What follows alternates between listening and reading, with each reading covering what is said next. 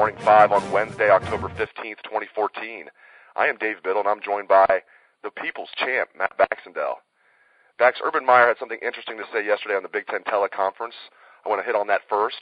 Coach Meyer was in the midst of talking up the offensive line, just throwing praise at the offensive line, which he said was his biggest concern entering the season. So he's asked a good follow-up question. So, with all the good things you're saying about the offensive line, does that mean it's no longer your biggest concern? He paused for a second and thought about it. He said, no, it still is the number one concern on the team, and he explained why. He said, while there has been improvement, the group still has a ways to go. They still haven't proven themselves against a good defense, he said, which every Ohio State fan would agree on. Haven't been tested by a good defense since Virginia Tech. What do you make of Coach Meyer's comments? I completely agree with him. It's either passing defense or it's the offensive line, and I agree it's the offensive line. Yeah, I would agree with that assertion as well. I think we've seen a lot of positives from the secondary that sort of led me to believe that I think they're on the path to getting this whole pass defense fixed. Where they're, you saw last game there was one mistake in communication. It was when Cam Burrows was on the field. It's typically not one of our starting safeties. They've started to really show that they're pressing guys more. They're tackling better. There were some mistakes that are made, but I think that was a young defense. Young defense is really getting a lot better. The offensive line, on the other hand, look, at times they're still not great. We even saw it against Maryland. Darrell Baldwin largely had a good game, but there were a couple plays where he kind of was a turnstile. We're still shuffling the interior offensive line, and we're halfway through October. I mean, honestly, gun to your head, could you tell me who's going to start at left guard, right guard, and center against Michigan? I don't think I could right now. I think all these things considered, the offensive line's play has certainly gotten better. It's a testament to Ed Warner's coaching that they've gotten better. But I still don't think we can remotely look at them and say those guys are rock solid, locked down. They're certainly not even close to the level of last year's O-line. So, yeah, I mean, those are the two key position groups that we have a concern about. But I think the offensive line still stands out in that we don't know who's going to be the guys that are on the field whenever it comes down to crunch time and key games in December and November. I think we know who the guys are going to be in the secondary, and I think we see them improving. Can't say that yet 100% about the offensive line. Next up, I want to tackle Chris Ash's explanation of press coverage. I had a chance to talk to Coach Ash about this on Monday. The Buckeyes are playing a lot of press this season, but they're not jamming wide receivers at the line of scrimmage backs. Basically, as Coach Ash explained, that they're playing basketball defense with the receiver, trying to move their feet, not use much hand-to-hand combat.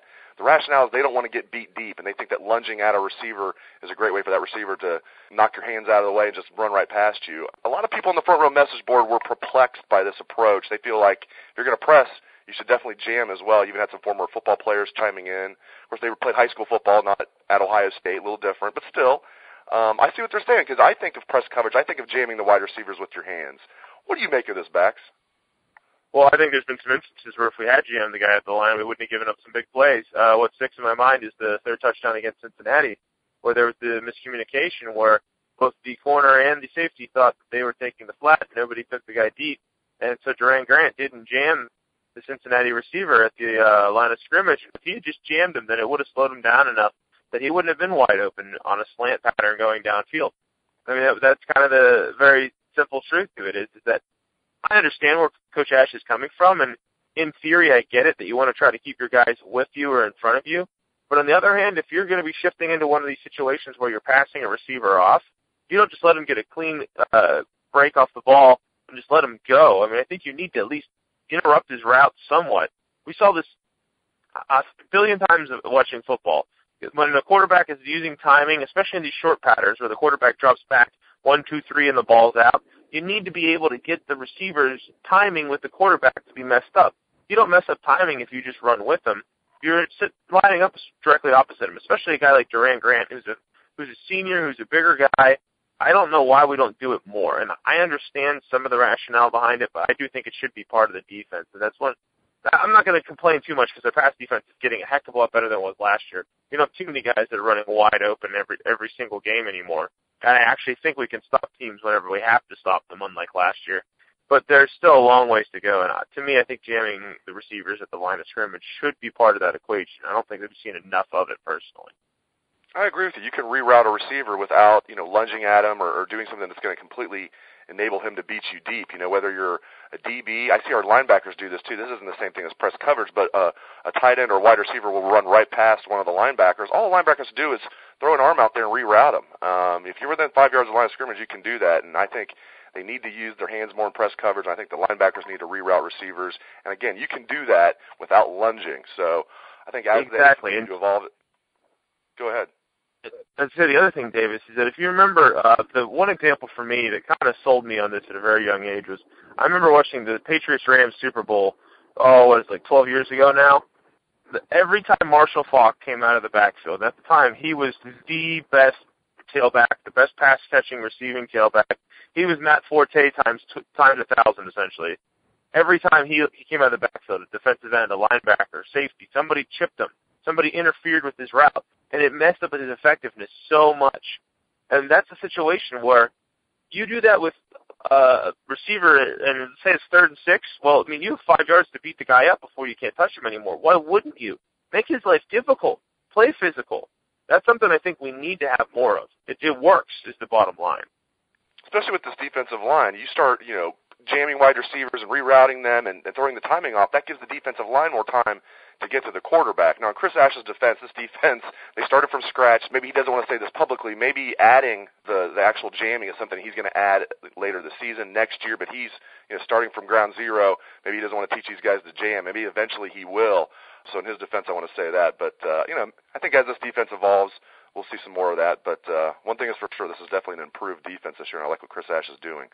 The Ohio State-Rutgers line, backs, is holding steady at 19.5. It hasn't moved all week. It's the first time I look at this every week. It seems like the point spread moves considerably each week. It was funny, a couple weeks ago against Maryland, it opened at 10, and it finished at 8. So people were betting on Maryland. Whoops! Buckeyes won that one by 28. In this particular game, maybe I'm not giving Rutgers enough respect here, but I fully expect the Buckeyes will cover in this one. I like them to win by 3 touchdowns or more. I don't think they'll win by 40, but I think they'll win by 21 or more.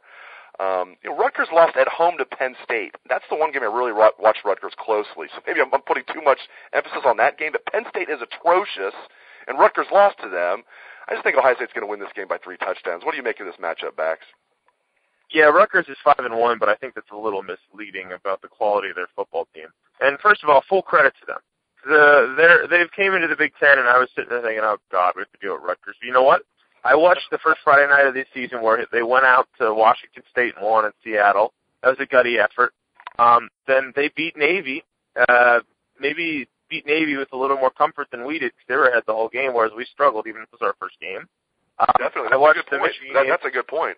Yeah, Ohio State was in danger of losing to Navy in the second half. Ohio State was losing to Navy in the second half, whereas Rutgers dominated the Navy from start to finish. That is a good point.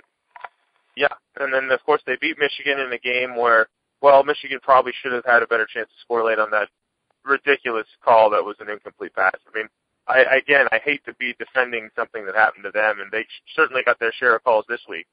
But that was a play if it had been Ohio State who had caught the ball, taken 4 steps, and then been tackled out of bounds, and then it was called incomplete. I'd have lost my lid too.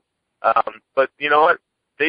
Here's the caliber of Rutgers in a nutshell. Yes, they did nicely against Navy. Yes, they did nicely against Washington State. Full credit to them for being 5-1. Their margin of victory against Michigan was 2 points. They lost by a field goal to Penn State. We saw those two teams play this past weekend, and it was a nightmare kind of train wreck game. Rutgers is a nice story. They have a little more talent than your middle-of-the-pack Big Ten team will on average, just because the high school talent in the state of New Jersey is actually pretty darn good. So they just by default should be able to be a pretty decent team in terms of pure talent. But honestly, they lost their leading rusher. His name was Paul James in like the 3rd game of the season. That hurt them a lot. Gary Nova is a turnover machine, and the last time Ohio State played exceptions, this is a Rutgers team that should not be on a plane with OSU. I expect it to be a similar kind of game we saw to Maryland, except Maryland at least has some playmakers, unlike Rutgers. Rutgers' best players, I don't want to even say that any of the receivers particularly stand out because they have some guys who do really well against bum teams like Howard, and then you don't see anything from them until you get a little further on into the season. So I think this is the kind of game that the Buckeyes are probably going to put together a pretty solid win that's going to look good in the eyes of the media and is going to make the fan base happy. Tonight is a big night for team coverage, a huge night for team coverage. Not only are we getting head coach Urban Meyer, as we always do, every Wednesday after practice around 6:30, we will interview redshirt freshman quarterback J.T. Barrett after practice as well. This will be the first time all season they've brought Barrett out during the week. Previously, the only time he's been interviewed or immediately after games. So look for a story on what Coach Meyer has to say tonight, and also look for a story on what young Mr. Barrett has to say tonight. I cannot wait to interview him. We used to have him on old Front Row Radio all the time, and we would just sit back and be blown away by how he sounded like he was so mature, and it's so nice to see him now. You know, he's third in the country in passing efficiency, and it's cool thinking back that we were interviewing him when he was like a junior in high school. So look for our interview with JT Barrett tonight. Thank you to the People's Champ, Matt Baxendale. Thanks to all the listeners out there. Take it away, best damn band in the land.